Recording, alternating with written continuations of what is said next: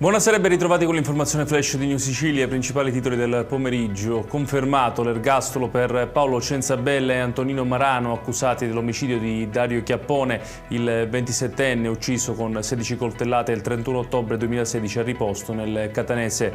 La decisione è stata pronunciata dalla Corte d'Assise d'Appello di Catania. Secondo la Procura il delitto sarebbe maturato per motivi sentimentali ed economici. Marano, oggi 82enne, è conosciuto come uno dei killer delle carceri della mafia catanese negli anni '80.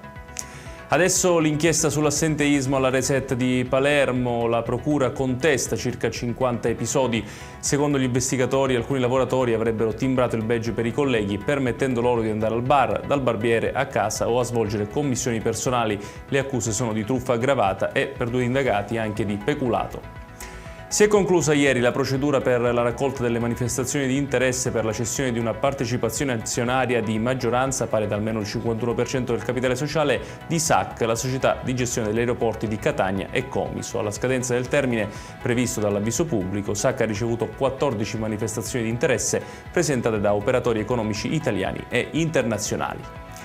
Il TAR del Lazio ha confermato la multa da 500.000 euro al Consorzio per le autostrade siciliane, respinto di fatto il ricorso del CAS contro la sanzione dell'antitrust per i disagi registrati sulle autostrade A18 e A20 nel 2022, dove gli automobilisti avrebbero continuato a pagare i pedaggi per intero nonostante cantieri e rallentamenti.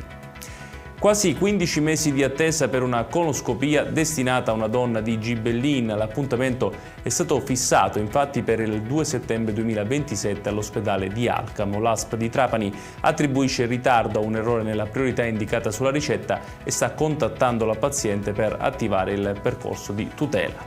Ed è tutto per questa edizione. Tutti i dettagli su queste notizie li trovate come sempre sul nostro sito www.newsicilia.it. Grazie per averci seguito e buon proseguimento di serata.